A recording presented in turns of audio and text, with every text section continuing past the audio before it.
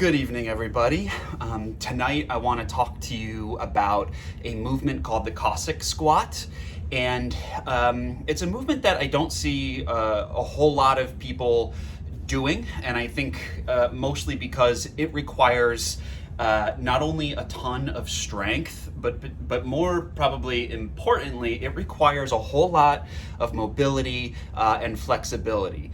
And what's interesting about that is I think it's a movement that everybody should do because it's challenging in those ways. And it's interesting because doing that particular movement, we can call it a single leg exercise for the sake of this conversation, as opposed to a double leg exercise, even though you have 2 points of contact, 1 point on either side of your body.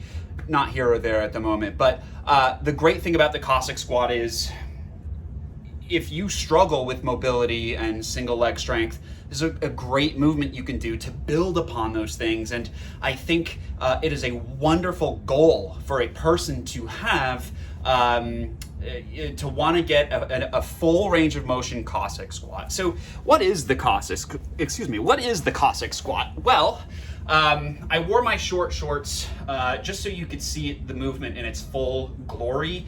And it's basically a single leg exercise that takes place in the plane of moving basically side to side.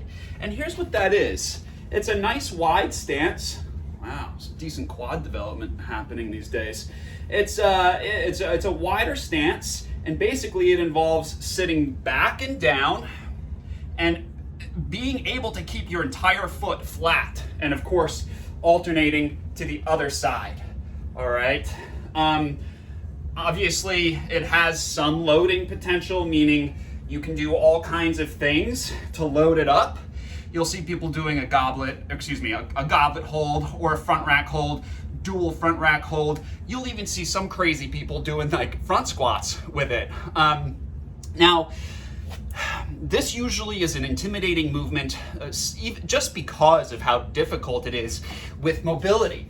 And if I could briefly explain to you why that's so challenging, is because you can get away with doing, regular squats, not going all the way down because you're on two legs. But this drill or this exercise, there's no way around it. You either have the mobility or you don't.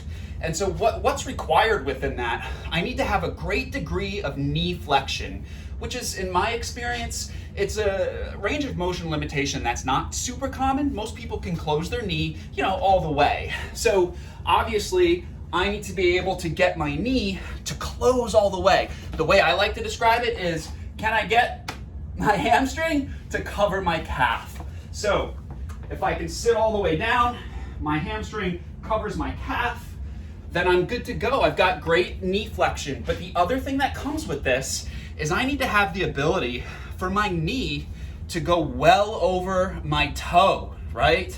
So if I were to draw a straight line down from my kneecap, I've got a good 3 to 4 inches, maybe more of space past my toes. This is mostly ankle calf flexibility or mobility.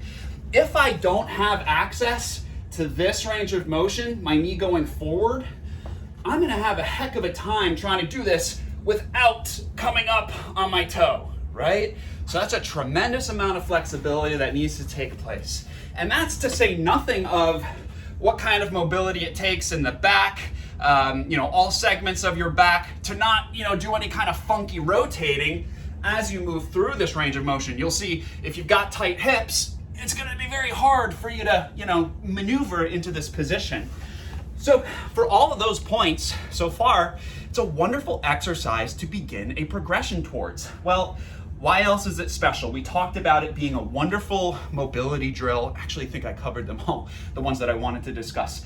It is something that can get you really strong. And for you people who love to see, okay, how does this help me get something? Well, for folks, who want to get even greater single leg strength, I don't know if I can bang these out, but it'll help you, it'll help you get some pistol squats. Apparently it doesn't help me, but we know pistol squat is just doing no warm up, Pistol squat is just legit a single leg movement, okay? Where you're doing an entire range of motion, but on one leg, only one point of contact. I really firmly believe that Cossack squats can help you with that. You have so much load going on this one side that driving out of the bottom of that deep knee flexion, man, is that going to help you for sure. So strength, that's what it carries over to. I also believe that doing Cossack squats will help you do things like heavier front squats, heavier back squats.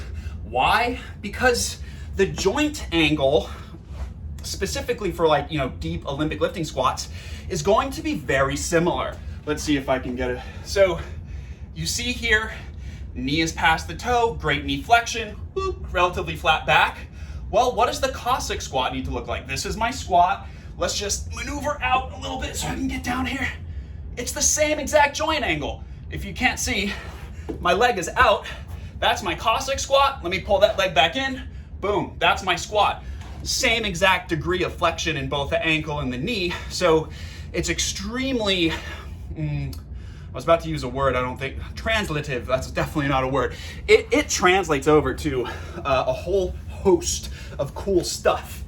Okay, so if you're missing knee flexion, ankle flexion, hip mobility, and so on, here's one drill, and maybe I'll do a series on this so that we can do it one chunk at a time. Nobody can pay attention for more than a couple minutes here. So what I like to have people do to start is get into the quadruped position or the all fours position. And this is what I'll call a rolling Cossack squat. I made that up, trademark that. So once I'm in all fours position, I'm gonna send one leg out. And now I'm just gonna gently rock myself. Oh, back here, make sure you're on the toe, okay? Not flat, on the toe. I'm gonna gently push and rock back.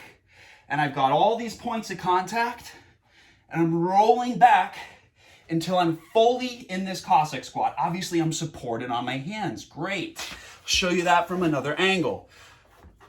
Bear crawl position, quadruped, all fours position. Send one leg out. I'm pushing through the floor, and I want to go slow so I can feel everything that's taking place. Now I'm rolling back until my whole foot is on the ground. You've got to be really honest with yourself. If you roll back and your heel is off the ground, no good, dude. It doesn't count. So you got to be able to keep that whole foot flat on the ground. If you find that really hard, you can think to yourself that it's likely ankle calf, which usually gets the brunt of the blame for lack of mobility. It's not always the case, I promise, but for a lot of people it is. So anyway, one more time. All fours position, one leg out, push away from the floor. You're rolling back into the bottom of the Cossack squat. Oh, maybe you try with no hands and then roll yourself forward. What I also like to do is alternate legs, because ultimately you're probably going to do some alternating Cossack squats.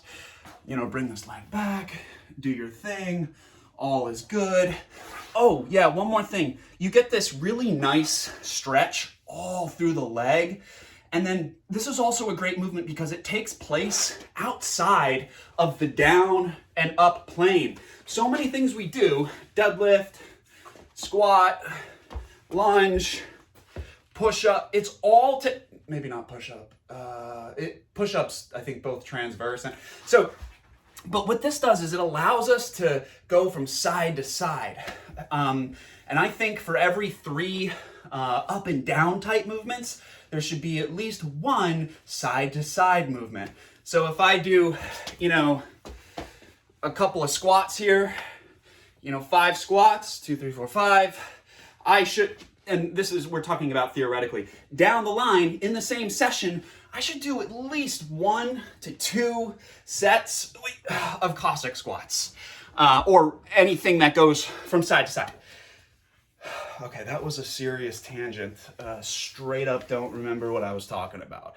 Well, that's one way to ease yourself into position. Another thing you can do, I wonder if you can get like a PVC pipe you can stand and just kind of assist yourself this way. And this way you're actually doing the strength part of having to stand up. Now, if you're really limited mobility-wise, you think all points of performance have to remain true, and if something bad happens, like I lift off my heel, then you stop before that happens. So maybe I can only go down this far before I feel that foot come up, and you know what? That's perfectly fine. You do what you got to do until slowly but surely you can make yourself get all the way down to the bottom range. That's enough Cossack squats for me today. So that's it for now. In the comments or wherever you are, say something. Say something about the Cossack squat. Do you do them? Do you not? Why? Why not? Anything. Help me grow since I've spent this time inspiring you. Okay, love you. Bye.